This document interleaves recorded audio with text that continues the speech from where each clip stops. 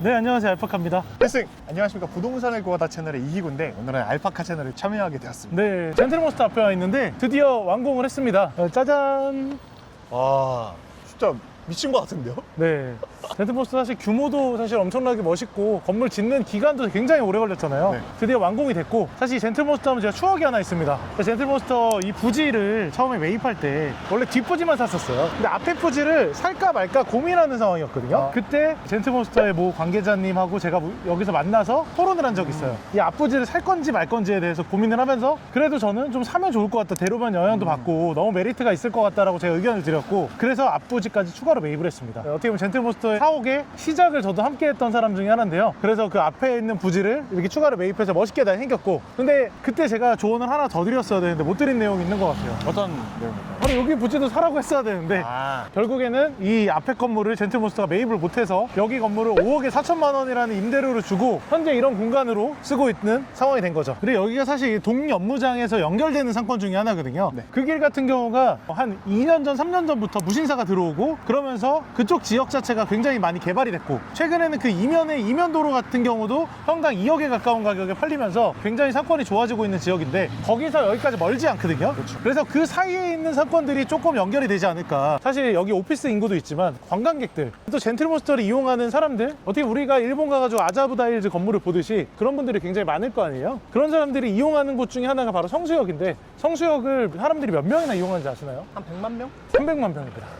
그리고 이 성수동을 오는 사람들의 인구가 3천만 명이라고요. 3천이요? 1년 동안 3천만 명이 오고, 거기에다가 요즘에는 또 외국인 관광객이 많잖아요. 그래서 여기도 지금 현재 외국인들이 성지입니다. 젠틀몬스터에서 연무장길까지 어떤 식으로 연결되어 있는지 길을 가고 있는데, 정말 좋아하는 음식이 맛있는 집이 있어요. 성수명당이라고. 명당이라는 집 때문에 사실 여기를 많이 왔었거든요, 이 길을. 사실 어떻게 보면 성수동의 딱 외진 지역이라고 생각을 했는데, 거기 지역이 이제 젠틀몬스터까지 들어오면서 먼저 여기를 먼저 자리 잡아놔가지고 지금은 잘 되신 케이스인데, 아무튼 이쪽 길 자체가 이런 젠틀몬스터 때문에 미리 들어왔던 분들이 굉장히 많아요. 성북 연무장길 쪽 라인에 요새는 너무 핫하잖아요. 네, 그렇죠. 근데 동연무장 쪽 라인이 이전에 조금 뜨기 전에 좀 힙했던 성수동? 그런 느낌이 동연무장에서 느낌이 되게 많이 나는 것 같아요. 맞아요. 조용해서 왔던 동네가 이제는 좀 굉장히 핫해진다? 약간 이런 느낌이 나네요. 여기 지나가다 보니까 II 컴바인드 성수동 작업실, 이게 뭔지 아시나요? II 컴바인드 하면 뭔지 모르시죠? 바로 젠틀몬스터 이름이에요.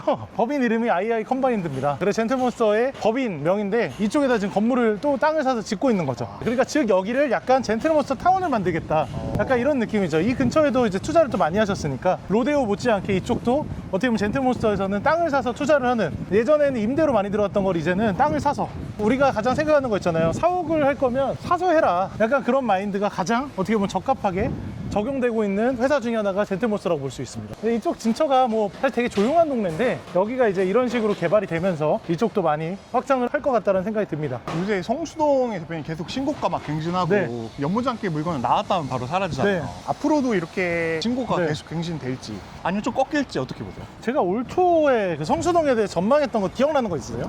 모르시죠? 명동처럼 될 거다. 제가 얼마까지 올라갈 것 같다라고 예상을 한 적이 있어요.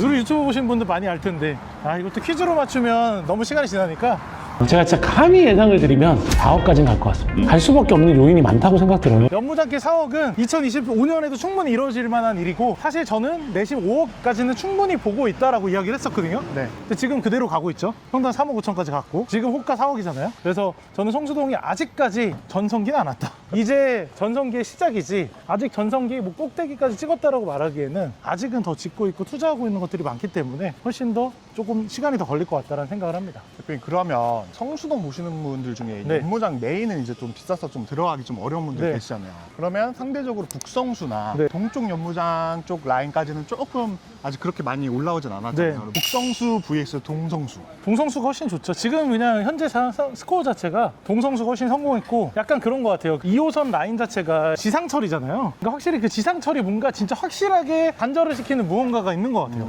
상권에 대한 연결성이. 근데 여기는 대림창고부터 연결된다라는 약간 느낌 자체가 있거든요, 상권이. 그렇죠. 그러니까 연무장길의 동연무장이랑 서연무장 자체가 뭔가 연결성이라는 게 느껴지는데, 그 북쪽 같은 경우는 약간 지상철을 통해 가지고 연결성이라는 게 좀 덜 느껴져요. 그러다 보니까 상권이 그렇게 확장을 못하고 오히려 동쪽으로 퍼지게 된 거죠. 그래서 지금은 오히려 동연문장이 북쪽에 있는 북성수에 비해서는 훨씬 더 개발이 더 빨리 되고 있다. 북성수보다는 오히려 이렇게 길 건너서 건대 입구 쪽까지 더 퍼지기 좋지 않냐 이런 얘기를 네. 하시는 그런 지주분들도 어설프게 상권이 형성된 데는 확장이 안 돼요. 왜냐하면 그 지역에 있는 권리금부터 해서 이미 상권이 형성되어 있는 데는 그 지역세가 워낙 단단하게 잡혀있기 때문에 새로운 것들이 들어오기 어렵거든요. 근데 그 중에서 가장 지역세가 강한 것 중에 하나가 뭔지 아세요? 바로 저런 국가에 관련된 고착화되어 있는 지역들 있잖아요. 그런 곳들은 이미 고착화가 되어 있기 때문에 새로운 거 들어오는데 굉장히 거부감이 심합니다. 그러니까 저기는 약간 제가 보니까 38선 같은 느낌이야.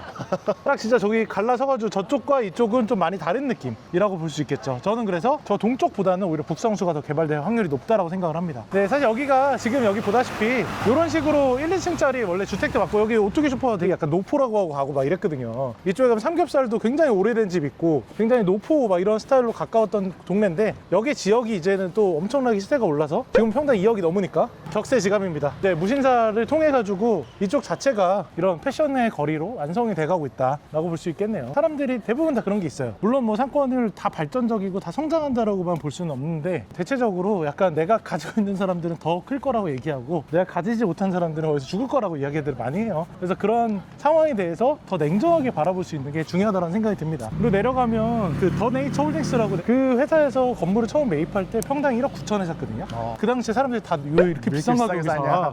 라고 했는데 그 건물은 또 400%다 지어져 있고 그러니까 소위 말해서 리모델링만 하면 되는 건물이었거든요. 그래서 건물값도 있고 그 다음에 평당가는 조금 비싸지만 건물이 워낙 잘 지어져 있기 때문에 그걸 이어간다는 거에 전 되게 메리트 있다고 생각했는데 지금 생각해보면 되게 가성비 있게 잘 산 거잖아요. 최하로 잡아도 평당 한 1억 정도는 벌써 마진 먹고 간. 그러니까 확실히 그런 어떻게 보면 더 네이처 홀딩스도 상장사고 무신사도 패션 회사에서 가장 잘 나가는 회사들이잖아요. 이런 회사들에서 투자하면 그 이유가 있는 것 같아요. 그리고 저 뒤에 보면 경수식당 건물이 최근에 평당 1억 8천에 팔렸잖아요. 부지가 1억 8천에 팔렸고 이 건물 같은 경우도 이제 멋있게 마크 곤잘레스에서 다른 브랜드로 지금 리모델링을 하고 있는 것 같은데 어떻게 보면 이런 패션 회사들한테 이런 건물들 자체가 굉장히 안테나샵으로서 좋은 구성을 하고 있다는 것도 볼 수 있네요. 저는 지금 성수동이 꼭지고 배우분들 막 이제 사서 뭐하냐 이런 얘기들 많이 하는데 네. 지금도 보면 다시 다 개발하고 있거든요. 네. 저는 이런 것들 보면 이것도 그냥 단순히 개발하는 게 아니고 개발해도 앞에도 비동이고 너무 많고 하다 보니까 저는 앞으로도 이게 어떻게 변할까 궁금해지는 그런 근데 사실 상권이에요. 이런 기업들이 괜히 투자하는 거 아니거든요. 부동산뿐만 아니라 우리나라에서 가장 경제적인 흐름에서 앞서 나가는 회사들이 투자한다라는 거는 괜히 하는 건 아니라고 생각이 듭니다. 그래서 우리가 투자를 할 때는 투자재에 들어오는 사람들이 어떤 사람인지를 좀 참고해서 투자를 하시면 좋을 것 같고 요즘같이 부동산 빈부격차가 심한 이런 시즌에는 여러분들이 더 그런 것들을 꼼꼼하게 따져보고 또 그런 것들을 꼼꼼하게 분석할 수 있는 사람과 하셔야 된다는 이야기를 드리고 싶고 그리고 또 최근에 성수동에도 저희가 건물 빌딩 관리를 많이 하고 있는데 사실 똑같은 돈 주고 내가 투자를 하는데 전문적인 빌딩 관리에서 빌딩 관리를 맡는 게 너무 당연한 거 아닌가요? 여러분들은 TV를 사면서 AS가 안 되는 영업사원한테 맡기실 건가요? AS 전문가 사람들한테 맡기실 건가요? 그게 바로 현장에 있는 그게 바로 우리 알파카입니다. 특히 빌딩 투자를 하실 때는 빌딩 관리 이게 가장 중요합니다. 여러분들의 핵심인 빌딩 관리를 맡길 수 있는 그 사람들하고 같이 일하시기를 바랍니다.